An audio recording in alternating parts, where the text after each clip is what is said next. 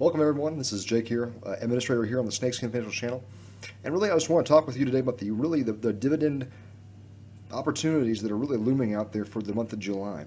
July is going to be very much, in my opinion, at least this time around, probably the month of telecommunications. Telecommunications is going to be this month's key for you as far as winning in July when it comes to dividend yields. This month we have ourselves, in the early parts of the month, we have the dividend yield portions for both of the two big giants out there in the American telephone market. We have, of course, we're going to see AT&T, actually release their first dividend since actually going out and getting, the big boy out there, our friends, finally it works. Our friends at Time Warner Media. Sorry about that pause right there. But yeah, Time Warner Media. They picked up Time Warner Media recently, and so this is their first dividend since picking up Time Warner, which is a big deal because the fact is that they decided to keep the exact same dividend, despite, of course, the fact that they're bringing on so much insane debt. But one thing that's interesting is that, of course, Time Warner itself had a quarterly dividend that they used to do as well. So going forward, we could see or just find out what the actual merger does to the dividend going forward. Do expect that in the long term, we do see AT&T's quarterly dividend rise once things have settled down and they've gotten most of the debt off their books. Remember though, they still have a bunch of debt on hand, both from the DirecTV merger from years ago, as well as, of course, the new debt brought on by buying out the shareholders of Time Warner.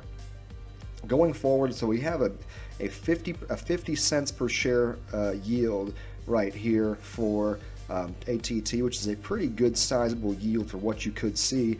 Definitely, if you have the free floating capital, pick up some shares of AT&T while you can. They have been discounted a little bit recently. It's starting to go back up, but if you see that drop around to 32 again, go ahead and grab it while you still can. It's going to be a heck of a fun stock to really own for the long term, because as AT&T continues to find new improved ways to break American antitrust laws, which is good for the investors. Not good for the American people or the people of the world, but good for the investors. Also, we have, of course, AT&T's big competitor, which is going to be Verizon. Verizon Communications is getting their yield out on the same exact day. Verizon's yield is kind of funny because their stock, while trading, of course, a bit higher, it's not worth anywhere near as much as far as long term. It is a stock that the reason why it trades higher is because there is a lower market capital value behind it. Also, well, by lower market capital value, I mean lower number of outstanding shares.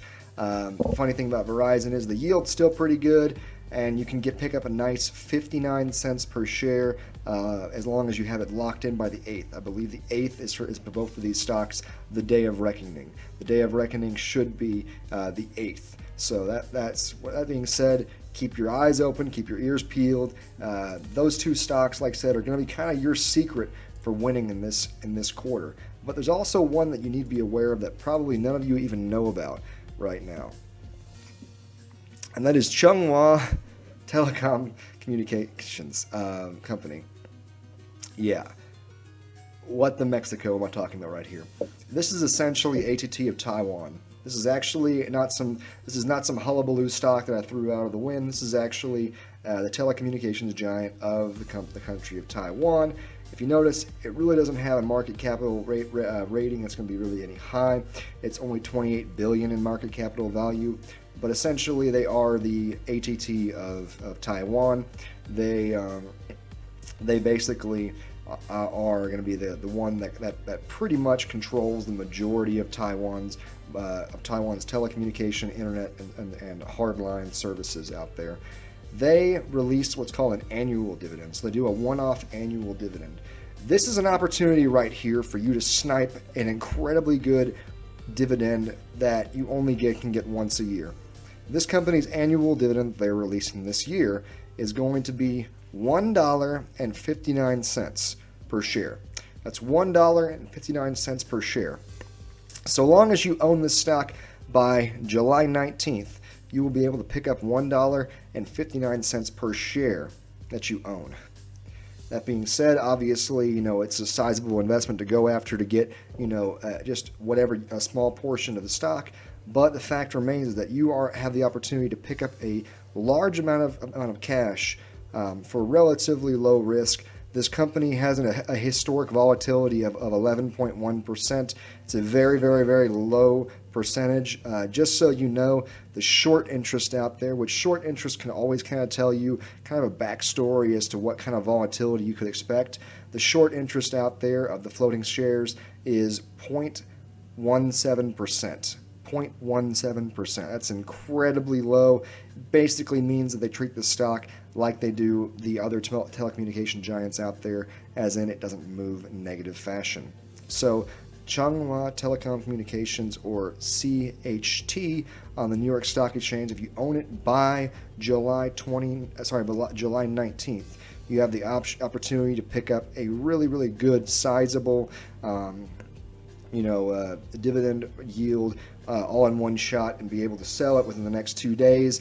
And to be honest with you, because of how this stock operates, this is probably one of those that you would be able to retrieve full value of your shares that you bought for them within a pretty few short number of days after your ex-dividend date. So that way you wouldn't have to be taking a loss on this one. Really good opportunity going forward. Make sure you pick up your money on this.